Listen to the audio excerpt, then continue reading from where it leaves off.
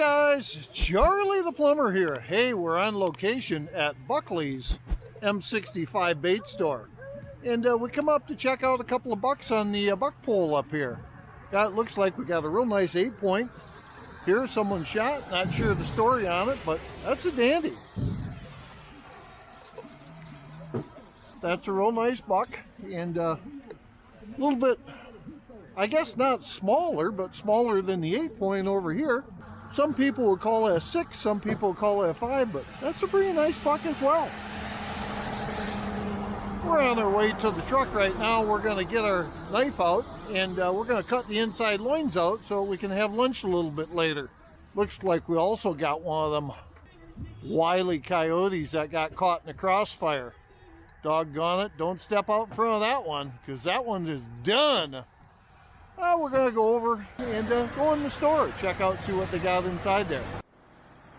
So we're in here at Buckley's bait store. This is back where Grandpa, a couple of years ago, had a little issue with his crossbow. So we brought him up here and we got him a new crossbow at Buckley's. Real nice place. Got lots of stuff in here. Got some Ameristep. Take a little tour. We're up here for the buck pull, and we got refreshments even. People are all right, man. Got a nice little supply of everything in here. Got some hunting and fishing stuff.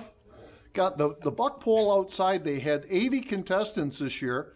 Supposedly they had a real nice 140 class buck. So not quite as nice as the doe I shot last night, but hey, I'm sure it's real nice.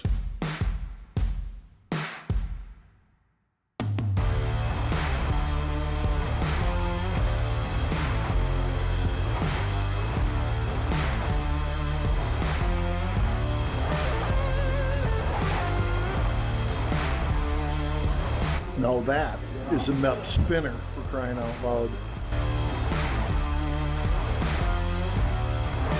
Even got a bow range in here. It's pretty sweet.